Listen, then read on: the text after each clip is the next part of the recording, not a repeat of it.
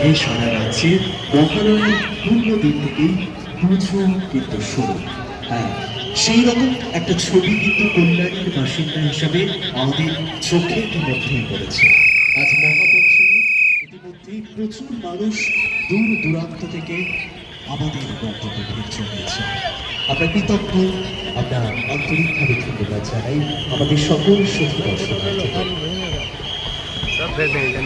যে কথাটি দীপক বলল যে আমাদের বাঙালিদের পুজোটা শুরু হয় ষষ্ঠী থেকে, কিন্তু এখন বোধ হয় আর ষষ্ঠীতে থেমে নেই।